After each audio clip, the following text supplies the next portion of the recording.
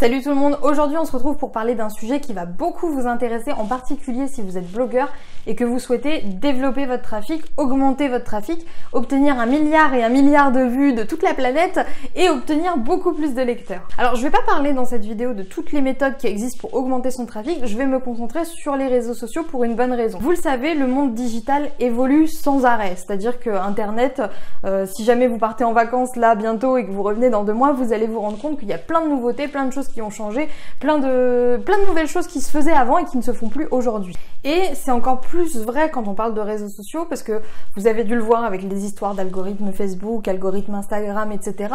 En un claquement de doigts, au final, tout peut changer, votre visibilité sur ces réseaux-là peut changer sans que vous vous en rendiez forcément compte tout de suite. Et les choses ont énormément évolué et comme je vous l'ai dit, je parle avec beaucoup de blogueurs débutants en ce moment et du coup, ça me fait prendre conscience de certaines choses, c'est-à-dire que ce qui me paraît évident pour moi, pour les réseaux sociaux, vu que j'en parle beaucoup avec mes amis entrepreneurs, etc., et n'est pas forcément logique en fait pour les blogueurs qui débutent et qui n'ont peut-être pas la chance d'avoir un entourage comme moi qui est vraiment à fond dans ce milieu-là. Donc pour cette raison, j'ai décidé de vous faire un petit récap sur les réseaux sociaux sur lesquels il faut absolument être en ce moment si vous voulez vraiment développer votre blog de manière sérieuse et peut-être réussir à vivre de votre passion grâce à celui-ci. Si je recommençais de zéro, si ma stratégie des réseaux sociaux était à refaire de zéro pour un blog, voici les seuls réseaux sur lesquels je me concentrerai. Premièrement, Pinterest. Pinterest, c'est une grande nouveauté, on va dire, de ces derniers mois, de cette année, voire de l'année dernière, sauf que il n'y a pas encore énormément de blogueurs qui ne savent pas en fait qu'on peut publier les articles de blog dessus. Moi, souvent, la réaction que j'ai quand je parle de Pinterest avec des entrepreneurs, avec des blogueurs qui ne connaissent pas encore,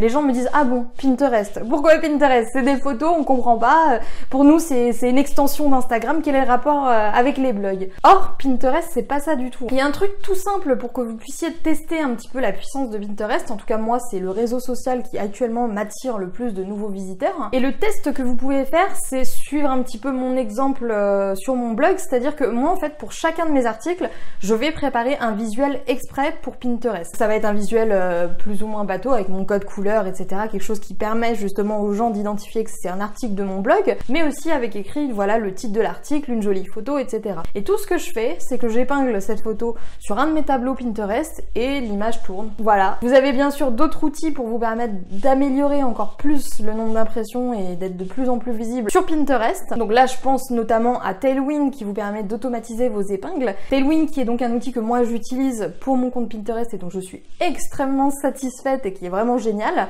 vu que grâce à lui, j'ai quasiment rien à faire. Et grâce à ça, j'arrive quand même à obtenir entre 50 et 100 visites sur Pinterest alors que ça fait que quelques mois que je l'utilise. Donc vous voyez, c'est quand même très intéressant comme réseau social. Moi, je recommande à tous les blogueurs qui se lancent, même si c'est pas forcément le truc auquel on pense en premier, de s'inscrire sur Pinterest et de voir pour eux si les résultats se font. Préparez un visuel Pinterest pour chacun de vos articles, épinglez-le tout simplement sur la plateforme et essayez de voir ce que ça donne par la suite. Si jamais vous avez envie d'aller plus loin, vous avez le guide de la blogueuse My Trendy Lifestyle qui est très complet, qui vous expliquera tout ce qu'il faut sur le sujet. Vous allez retrouver le lien dans la barre de description. Deuxième réseau social sur lequel je concentrerai un petit peu moins mes efforts que Pinterest, mais tout de même un petit peu, Facebook. Le problème de Facebook, c'est que les pages en fait bénéficient d'une portée très faible, sauf si vous utilisez de l'argent pour qu'on puisse voir vos publications. Ce qui est un gros problème et ce qui a conduit pas mal de personnes à complètement lâcher l'affaire avec Facebook. Or, il y a quand même une petite erreur dans cette stratégie-là, c'est que maintenant, moi je pense que si vous voulez venir partager vos articles de blog sur Facebook, c'est presque inutile, on va dire, de le faire sur votre page, à moins que vous ayez déjà beaucoup d'abonnés déjà qui suivent cette page-là, ce qui n'est pas le cas de tout le monde quand on lance son blog. Si jamais vous voulez vraiment utiliser Facebook, la seule stratégie qui marche vraiment pour moi sur Facebook, c'est de partager mes articles sur des groupes en fait. Vous avez donc des groupes Facebook pour tout et n'importe quoi, hein. Il y a même le groupe Facebook de ceux qui aiment le saucisson, le groupe Facebook de ceux qui adorent les chats, et bien sûr, logiquement, il y a le groupe Facebook, enfin, il y a même plusieurs groupes Facebook pour les blogueurs et dédiés justement au partage de blogs. Vous pouvez en fait très facilement partager vos articles là-bas, essayer de trouver des groupes qui sont dans votre thématique. Donc moi c'est le blogging, donc je m'intéresse davantage aux groupes qui parlent de ça, mais si vous êtes dans d'autres thématiques, il y a forcément un groupe Facebook quelque part avec des milliers de personnes à l'intérieur auprès desquelles vous pouvez partager vos derniers articles. Et pour moi cette stratégie-là, elle a toujours été beaucoup plus payante, même que la pub Facebook payante que j'ai testée. Rien que le fait de poster mes articles sur certains groupes m'a souvent permis d'obtenir d'obtenir beaucoup plus de visibilité que par la pub Facebook payante. Donc cherchez un peu l'erreur, j'ai envie de vous dire. Enfin bref, moi ce que je vous recommande vraiment, c'est que si vous voulez attirer du monde depuis Facebook, ne vous embêtez pas tout de suite avec la pub payante, etc. C'est quand même des choses un petit peu compliquées. Prenez d'abord vos articles et allez les poster sur des groupes qui parlent justement de la thématique que vous abordez. Et enfin, le troisième réseau social que je vous recommanderais, vous m'avez vu venir, c'est Instagram. Instagram, c'est un réseau qui est vraiment très fort pour fidéliser une audience, peut-être un petit peu moins pour se faire découvrir parce que les gens qui sont là sur Instagram n'ont pas forcément le réflexe d'aller venir visiter votre site. Ceci étant dit, à force de voir vos publications, ils peuvent devenir un petit peu curieux et à ce moment-là s'intéresser à ce que vous proposez. En plus de ça, c'est hyper simple d'obtenir pas mal de followers sur Instagram sans dépenser le moindre centime. D'ailleurs, j'ai sorti une formation à ce sujet qui s'appelle de 0 à 1000 abonnés sur Instagram en moins d'1 mois. Et le fait justement que ce soit aussi simple finalement d'obtenir des abonnés, des followers sur Instagram, c'est un bon point pour vous parce que les gens qui vont venir voir votre profil Instagram et qui vont voir que vous avez plusieurs milliers d'abonnés vont tout de suite vous percevoir comme quelqu'un de plus crédible que quelqu'un qui n'en a que 100. C'est triste, c'est malheureux, mais c'est la vie et c'est comme ça maintenant, surtout dans le monde digital. Plus vous avez de followers et forcément plus vous êtes crédible dans ce que vous racontez, même si c'est peut-être pas forcément juste. Là où Instagram sera vraiment puissant, c'est si jamais vous l'utilisez pour vraiment communiquer avec votre audience. Là, on l'a vu, il y a des nouveautés qui sont sorties sur Instagram. Je pense notamment à IGTV qui est vraiment pas mal si vous voulez échanger plus en profondeur avec vos followers.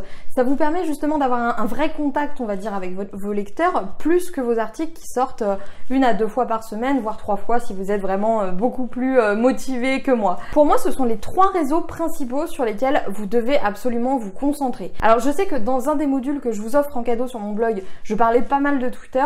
Je tiens à dire que depuis ce moment-là, les choses ont beaucoup évolué sur Twitter. Moi, je vous recommande de ne pas trop vous y attarder ou à la rigueur d'automatiser votre compte avec IFTT comme moi je le fais. Je pense que actuellement, vu la force de Pinterest, vu la force de Facebook malgré ce qu'on dit et vu la force que prend Instagram jour après jour, je pense vraiment que vous devez vous focaliser sur ces 3-là et déjà se focaliser sur 3 réseaux sociaux, c'est suffisamment difficile comme ça, pas besoin d'en rajouter une couche avec encore 50 millions d'autres trucs. Donc Twitter, vous pouvez continuer à essayer de l'utiliser, ça m'attire quand même des visites de temps en temps, mais je vous avoue que c'est clairement pas la méthode la plus efficace pour développer son trafic tout de suite. Si vous voulez du trafic tout de suite, si vous voulez vous faire connaître facilement en perdant le moins de temps possible via les réseaux sociaux, alors il va falloir vous concentrer sur les 3 que j'ai cités précédemment, à savoir Pinterest, Facebook et Instagram. J'ai pas vraiment besoin de vous parler de Google+, je pense, vu que personne n'utilise Google+.